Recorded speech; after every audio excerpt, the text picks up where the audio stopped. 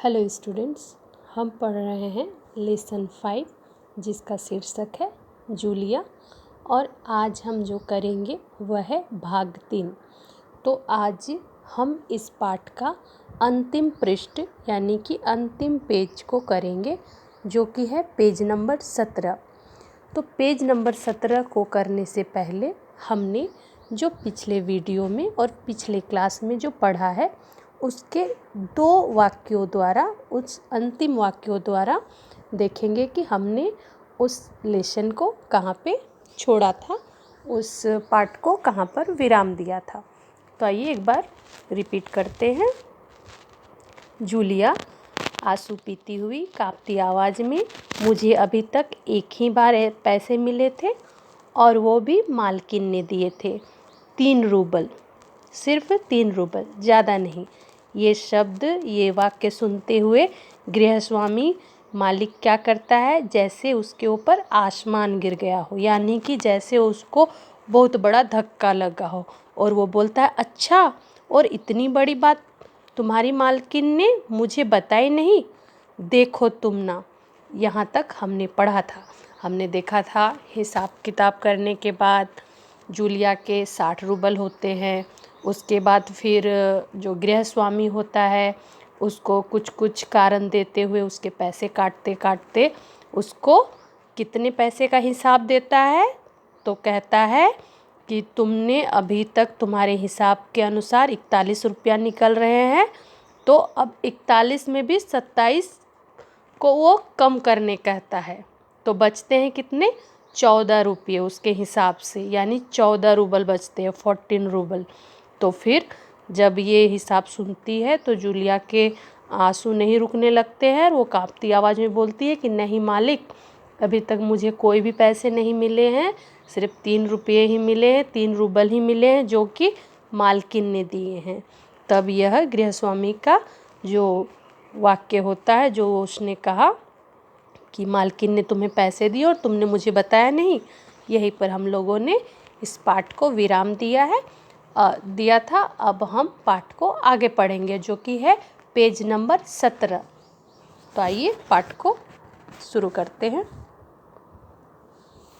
फिर गृहस्वामी बोलता है, देखो तुम ना बताती हो तो देखो तुम ना बताती तो अनर्थ हो जाता, अनर्थ, ऐसा कहता है। कौन कहता है? तो मालिक कहता है कि अगर तुम इतनी बड़ी बात को नहीं बताती तो देखो अनर्थ हो जाता। अनर्थ का अर्थ होता है जिसका कोई अर्थ ना हो, अनर्थ। तो फिर आगे देखते हैं। फिर कहते हैं कि खैर देर से ही सही, मैं इसे भी डायरी में नोट कर लेता हूँ।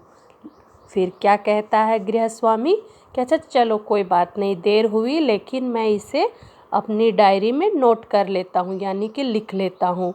डायरी खोलकर उसमें यूं ही कुछ लिखता हुआ, उसने डायरी को खोली और डायरी में कुछ लिखने लगा। फिर क्या हुआ? फिर गृहस्वामी बोलता है, हाँ तो 14 में से 3 और घटा दो, 2 बचे। 14 में से 3 और घटा 2 बचते हैं, 11 रूबल देते हुए। तो वह कहता है कि लो, अब 14 में से और 3 घट गए तो तुम्हारे 11 रूबल बच रहे हैं, उन्हें देते हुए संभाल लो, गिन लो, ठीक है ना, ऐसा कहते हुए गृहस्वामी उसे कितने देते हैं? तो 11 रूबल। फिर क्या होता है? जूलिया कांपते हाथों से, देखिए यहाँ पे मन के भाव को बताया गया है कि जूलिया कैसी उसकी स्थिति होती है। कांपती हाथों से, उसकी हाथ कांपते रहते हैं और कांपते हाथों से, कांपते स्वर में से, जी धन्यवाद, यानी कि वह सिर्फ 11 रूबल को लेते हुए खुश होते हुए, वो भी डरते हुए, कैसे कहती है? कांपते स्वर से, डरते हुए स्वर से कहती है जी धन्यवाद, यानी कि थैंक यू। फिर क्या होता है? गृहस्वामी, अब गृहस्वामी का क्या हाल होता है ये हम देखते हैं। अपना गुस्सा नहीं संभाल पाता। अब गृहस्वामी को, मालिक को बहुत तेज गुस्सा आता है। देखिए यहाँ से हमारी कहानी नई मोड़ पर आ गई, नई दिशा पर आ गई। वो नई दिशा क्या है? तो गृहस्वामी यहाँ पर अपना गुस्सा नहीं संभाल पाता, ऊंचे स्वर में यानी तेज आवाज में लगभग चिल्लाते हुए यानी कि जोर से वो बोलता है, किसे, जूलिया को चिल्लाकर बोलता है कि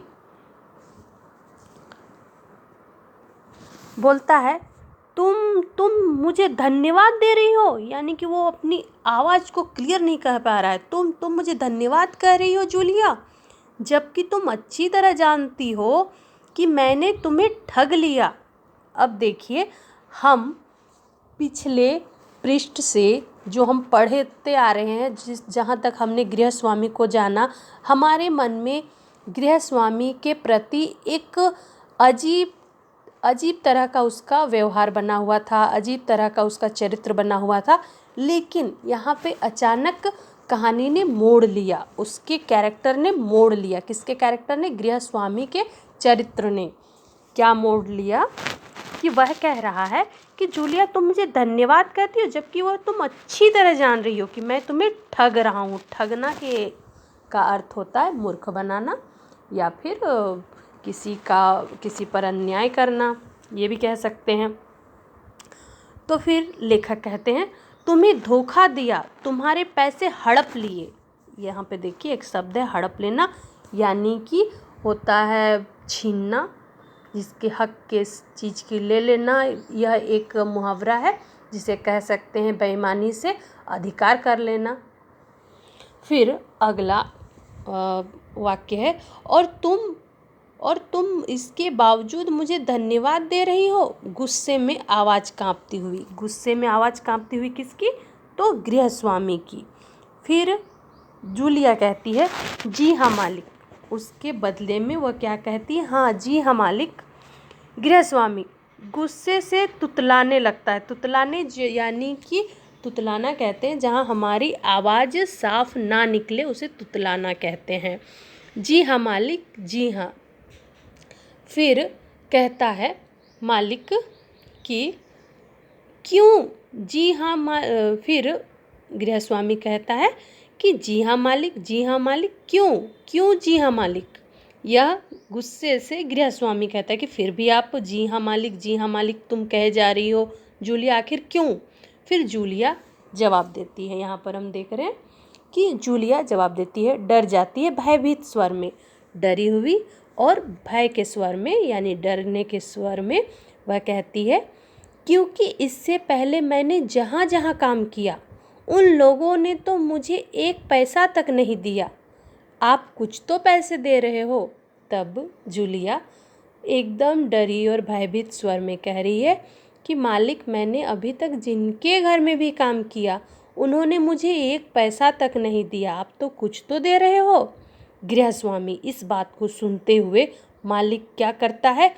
क्रोध के कारण कांपते हुए, उत्तेजित होते हुए, यानी कि गुस्सा होते हुए वो फिर क्या कहता है?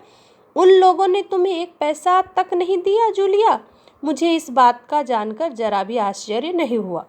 तब गृहस्वामी कहता है कि उन लोगों ने तुम्हें एक भी पैसा नहीं दिया, इस बात का मुझे जानकर जरा भी आश्चर्य नहीं हुआ। आश्चर्य यानी होता है जरा भी हैरानी नहीं हुआ इस बात की। फिर स्वर धीमा कर, यहाँ पे उन्होंने अपनी आवाज़ को धीरे किया। स्वर धीमा करना यानी कि अपनी आवाज़ को धीमे किया, धीरे किया। और फिर कहते हैं जूलिया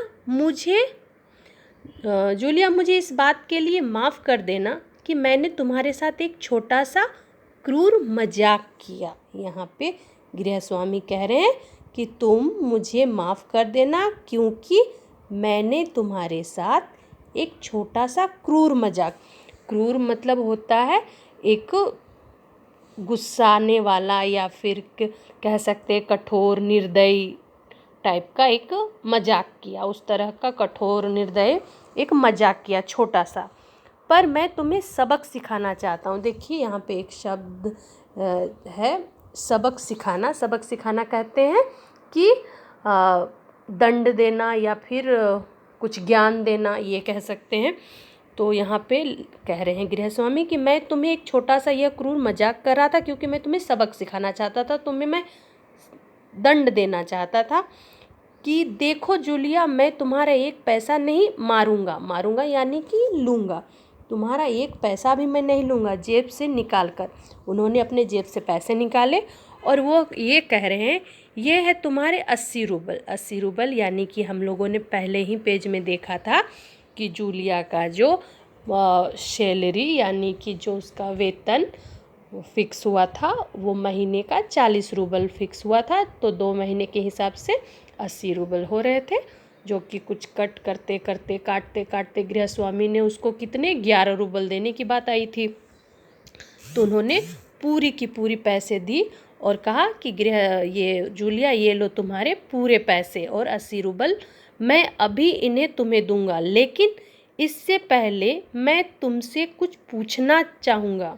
जूलिया, क्या ये ज़रूरी है कि इंसान भला कहलाने के लिए इतना दब्बू, भीरू और बोदा? देखिए यहाँ पे कुछ शब्द है। दब्बू यानी कि भोंदू या कमज़ोर कह सकते हैं। भीरू का मतलब डरपोक होता है। और बोदा का अर्थ होता है मूर्ख या थोड़ा सुस्त भी कह सकते हैं। ये कुछ शब्द हैं, उनको मैं हाईलाइट कर देती हूँ। दब्बू, भीरू और बोदा, मैंने अभी भी इनके शब्द बताए। दब्बू का अर्थ होता है भोंदू या कमज़ोर, भीरू का अर्थ होता है डरपोक, बोदा का अर्थ होता है मूर्ख या सुस्त। तो लेखक कह रहे हैं कि अपने अधिकार के लिए नहीं बोलना इंसान को क्या कहलाते हैं? तो दब्बू कहलाते हैं, भीरू कहलाते हैं और बोदा कहलाते हैं। वह ऐसा बन जाए कि उसके साथ जो अन्याय हो रहा है उसका विरोध ना करे। वह कह रहे हैं ऐसा ज़रूरी नहीं कि इंसान अपने अच्छाई दिखाने के लिए इस टाइप का बन जाए, बस खामोश रहे और सारी जातियाँ, देखिए यहाँ पे एक शब्द है जातियाँ यानी कि होता है अन्याय। ये मैं उसको अंडरलाइन करती हूँ। जातियाँ यानी कि होता है अन्याय। तो लेखक कह रहे हैं कि यह बस खामोश रहे और सारी जातियाँ सहता जाए।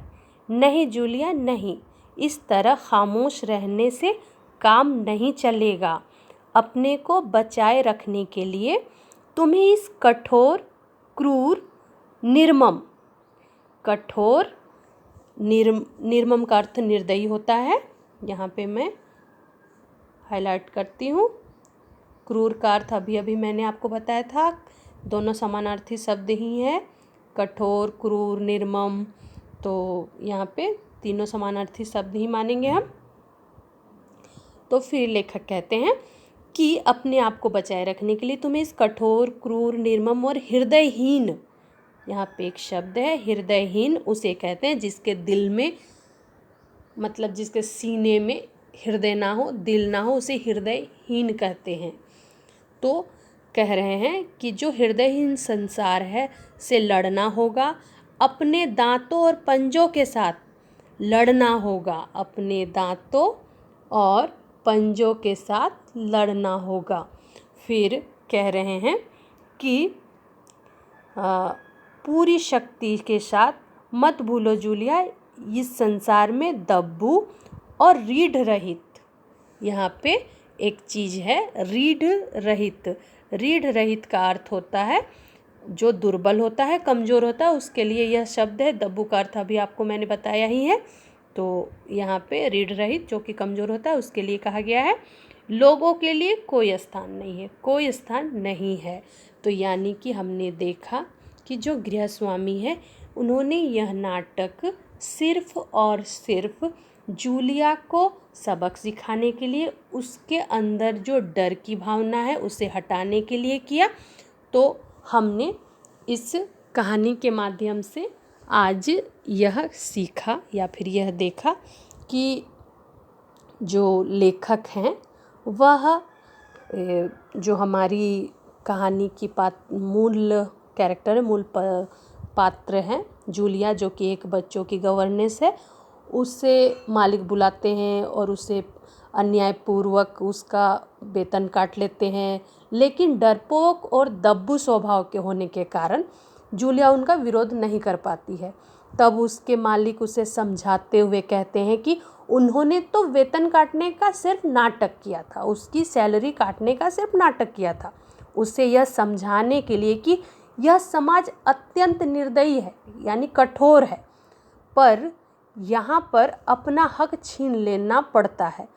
अगर व्यक्ति संघर्ष नहीं करेगा, संघर्ष यानी कि होता है अगर नहीं लड़ेगा तो वह अपने अधिकार के लिए आवाज़ नहीं उठाएगा तो समाज उसे जीने नहीं देगा, यानी कि अपने हक के साथ उसे रहने नहीं देगा, उसके जीवित नहीं रहने देगा। और फिर कह रहे हैं कि उस पर अन्याय करता ही रहेगा और जीने भी नहीं देगा और हक भी नहीं देगा और उस पर अन्याय भी करता रहेगा। इसलिए समाज में रहना है तो अपने अधिकार के लिए पूरी शक्ति के साथ लड़ना होगा, क्योंकि डरपोक लोगों के लिए समाज में कोई स्थान नहीं है। तो हमने आज के वीडियो के माध्यम से आज का जो हमारा पाठ था, पाठ 5 शीर्षक जूलिया, उसे पूरा देखा और समझा। तो आप लोगों को कैसा लगा ये कहानी, तो आप लोग बताइएगा कमेंट्स करके। और हमारा आज का जो होमवर्क है वह इस तरह है।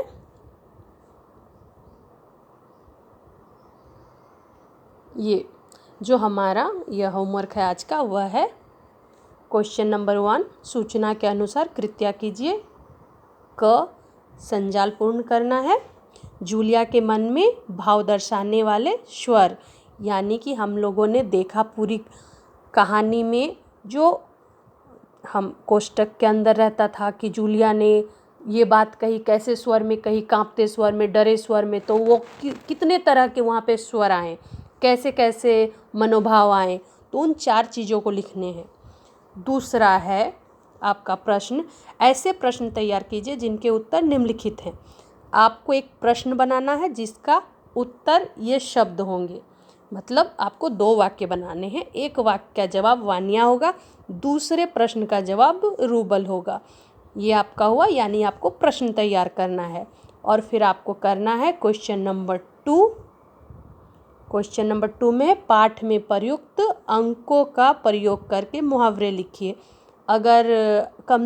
ये आपको अगर नहीं समझ में आ रहा है तो इसे आप, अगर जिसे समझ में आ रहा है वो कीजिए, जो जिसे नहीं समझ में आ रहा है वो पहले मुझसे पूछिए, उसके बाद फिर इसको बनाइए।